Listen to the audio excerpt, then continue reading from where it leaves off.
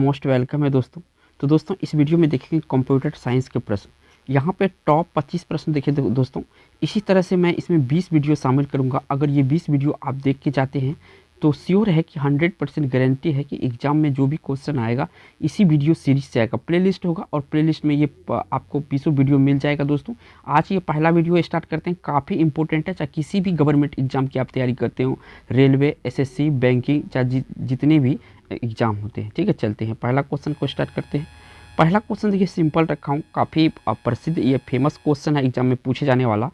यहाँ पे दोस्तों पूछा गया है कि कंप्यूटर के आविष्कारक कौन है। यहाँ पे कंप्यूटर का आविष्कारक पूछा है, तो कंप्यूटर का पिता या कंप्यूटर का आविष्कारक जो है ये है दोस्तों चार्ल्स बेबेज। कौन है? चार्ल्स बेबेज है, यानी कि सी ऑप्शन सही है। चलिए दूसरा नंबर क्वेश्चन पर चलते हैं। तो दूसरा नंबर क्वेश्चन ये रहा आपका, 2 नंबर का क्वेश्चन स्क्रीन पे आ चुका है कि आधुनिक कंप्यूटर की खोज सर्वप्रथम कब हुई थी। तो देखिए आधुनिक कंप्यूटर की खोज याद रखिएगा, काफ़ी इंपॉर्टेंट डेट है ये, 1986 में हुई थी। सी ऑप्शन यहाँ पे सही है। कौन सा ऑप्शन सही है? सी ऑप्शन सही है। चलिए अगला क्वेश्चन पर चलते हैं।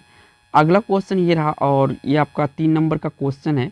पूछा गया कि सबसे पहला कंप्यूटर का नाम था, क्या था सबसे पहला कंप्यूटर का नाम? यहाँ पे ऑप्शन दिया हुआ है। तो ENIAC, एनएक इसको कहते हैं। ठीक है ना, याद रखिएगा ENIAC जो होता है ये क्या होता है, सबसे पहले कंप्यूटर था विश्व में। ठीक है, बी ऑप्शन सही है। चलिए अगला क्वेश्चन पर चलते हैं। अगला क्वेश्चन ये रहा आपका 4 नंबर का और यहाँ से पूछा गया कंप्यूटर साक्षरता दिवस कब मनाया जाता है। कंप्यूटर साक्षरता दिवस मनाया जाता है 2 दिसंबर को। कब मनाया जाता है? 2 दिसंबर को मनाया जाता है। याद रखिएगा 2 दिसंबर को कंप्यूटर साक्षरता दिवस मनाया जाता है। चलिए अगला क्वेश्चन पर चलते हैं। ये 5 नंबर का क्वेश्चन है। इसमें पूछा गया है दोस्तों कि निम्न में से कौन सा इनपुट इकाई है। इनमें से कौन सा इनपुट इकाई है? तो देखिएगा सारे ऑप्शन को, तो माउस, कीबोर्ड, स्कैनर, ये तीनों इनपुट डिवाइस है या इनपुट इकाई है। तो यहाँ पे डी ऑप्शन सही हो जाएगा इनमें से भी। देखिए दोस्तों अगर अगला वीडियो आप देखना चाहते हैं श्योर तो सब्सक्राइब कर लीजिए और बेल आइकन साथ के साथ प्रेस कर लीजिए, जो अगला वीडियो आएगा उसका नोटिफिकेशन मिल जाएगा। काफ़ी इंपॉर्टेंट वीडियो का सीरीज रहेगा ये। चलिए अगला क्वेश्चन पर चलते हैं 6 नंबर का। अब देखिए 6 नंबर का क्वेश्चन जो है, 1 किलोबाइट कितने बाइट के बराबर होता है। 1 किलोबाइट यानी कि केबी जो होता है कितने बाइट के बराबर होता है। ठीक है ना, तो ये जो होता है ये होता है आपका 1024 बाइट का, 1024 बाइट का होता है 1 किलोबाइट। याद रखिएगा काफ़ी इंपॉर्टेंट क्वेश्चन है। इसमें थोड़ा मैं इजी क्वेश्चन रखा हूँ, जैसे जैसे वीडियो आगे बढ़ेगा और सीरीज में तो वहाँ पे डिफिकल्ट होते जाएगा क्वेश्चन। ये क्वेश्चन सब ये ऐसे नहीं कि ये क्वेश्चन नहीं पूछा जाता है, अब भी ये क्वेश्चन एग्जाम में पूछा जाता है दोस्तों। चलिए अगला क्वेश्चन पर चलते हैं। अगला क्वेश्चन ये रहा आपका मेगाबाइट से। याद कर लीजिएगा इस क्वेश्चन, 1 मेगाबाइट कितने बाइट के बराबर होता है। 1 मेगाबाइट कितने बाइट के बराबर होता है?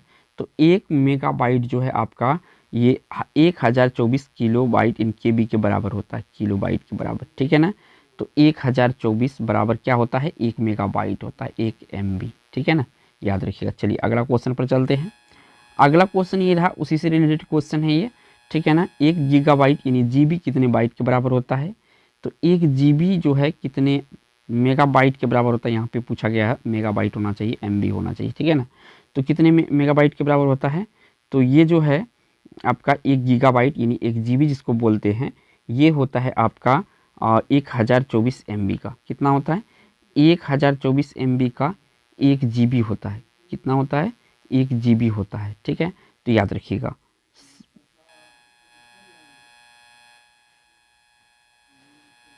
अगला क्वेश्चन है, किसी कंप्यूटर के प्रोग्राम में बच्चों द्वारा प्रयुक्त भाषा प्रायः कौन सी होती है, यानी बच्चों जो प्रयोग करता है वो भाषा कौन सी होती है। तो वो होता है लोगो। लोगो जो होता है LOGO लोगो होता है। ठीक है ना, इस तरह से। तो यहाँ पे सी ऑप्शन सही है। चलिए अगला क्वेश्चन पर चलते हैं। अगला क्वेश्चन ये रहा 10 नंबर का। इसमें पूछा गया है कि कोडांतरक एक प्रोग्राम है, वह निम्नलिखित में से किससे प्रोग्राम का रूपांतरण है। कोडांतरक एक प्रोग्राम है, वह निम्नलिखित में से किससे एक प्रोग्राम का रूपांतरण है। तो ये जो है ये एक प्रकार का क्या होता है, कोडांतरण से मशीन तक होता है। क्या होता है? कोडांतरण से मशीन तक होता है।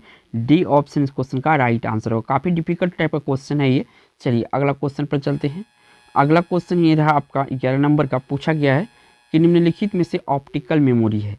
तो यहाँ पे जो ऑप्टिकल मेमोरी है ये आपका CD रोम जो होता है ये ऑप्टिकल मेमोरी होता है। DVD CD रोम, DVD रोम ये सब ऑप्टिकल मेमोरी होता है। ठीक है ना, सी ऑप्शन यहाँ पे सही है। चलिए अगला क्वेश्चन पर चलते हैं। काफ़ी महत्वपूर्ण वीडियो है ये, वीडियो को लास्ट तक जरूर देखिएगा अब देखिए यहाँ पे CPU होता है सेंट्रल प्रोसेसिंग यूनिट, ALU होता अर्थमेटिक लॉजिक यूनिट, ठीक है ना।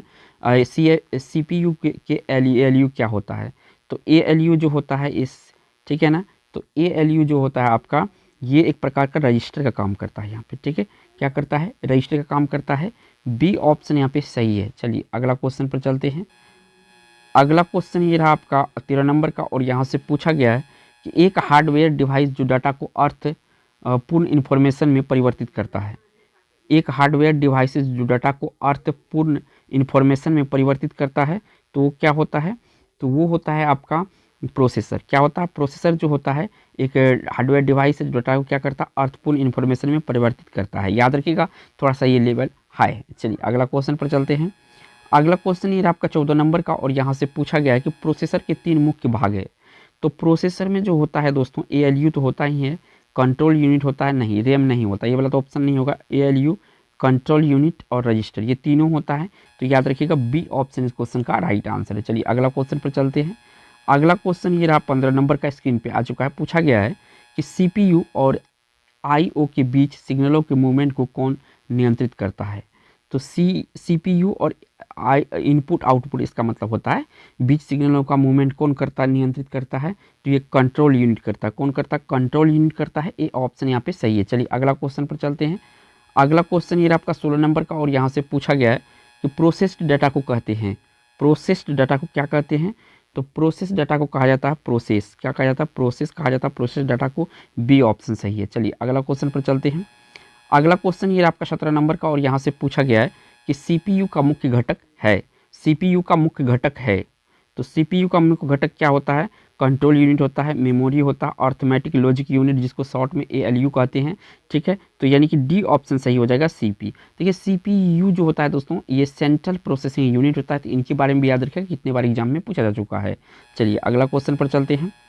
अगला क्वेश्चन ये 18 नंबर का है। पूछा गया है दोस्तों कि मनुष्य की स्मरण शक्ति कंप्यूटर की तुलना में होती है, तो सामान्य होती है। याद रखना है, सामान्य होती है, ये तीनों ऑप्शन नहीं होगा, ठीक है ना। मनुष्य का जो स्मरण शक्ति होता है कंप्यूटर की तुलना में सामान्य होता है, ये ऑप्शन यहाँ पे सही है। चलिए अगला क्वेश्चन 19 नंबर पर पढ़ते हैं।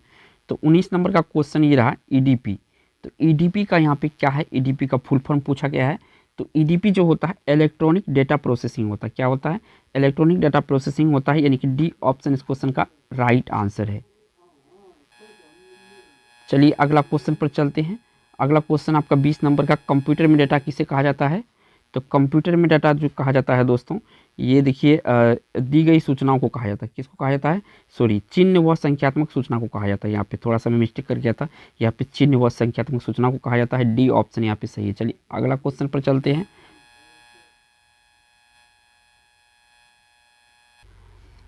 अगला क्वेश्चन देखिए दोस्तों, पूछा गया है 21 नंबर में, ATM क्या होता है। तो देखिए ATM का यहाँ पे फुल फॉर्म नहीं पूछा गया, ऑटोमेटिक टेलर मशीन इसका फुल फॉर्म होता है, ये भी याद रखिए। साथ के साथ यहाँ पे क्या होता है, देखिए 4 ऑप्शन दिया हुआ है। तो बिना स्टाफ के नकदी जो देने होता है, यानी कि बिना स्टाफ के जब नकदी निकालते हैं तो ये ATM मशीन से निकालते हैं। थोड़ा लॉजिकल टाइप का क्वेश्चन है, ये ऑप्शन यहाँ पे राइट आंसर होगा। चलिए अगला क्वेश्चन पर चलते हैं, और ये 22 नंबर का क्वेश्चन है। पूछा गया कंप्यूटर प्रोसेस द्वारा इन्फॉर्मेशन में परिवर्तित किए जाते हैं, कंप्यूटर प्रोसेस द्वारा इन्फॉर्मेशन में परिवर्तित किए जाते हैं। तो क्या परिवर्तित किए जाते हैं, तो देखिए इसमें जो परिवर्तित किए जाते हैं, ये डेटा को परिवर्तित किए जाते हैं। बी ऑप्शन यहाँ पे सही है। चलिए अगला क्वेश्चन पर चलते हैं। अगला क्वेश्चन ये रहा आपका 23 नंबर का, और यहाँ से पूछा गया है कि प्रथम गणना यंत्र है, प्रथम गणना यंत्र कौन सा है।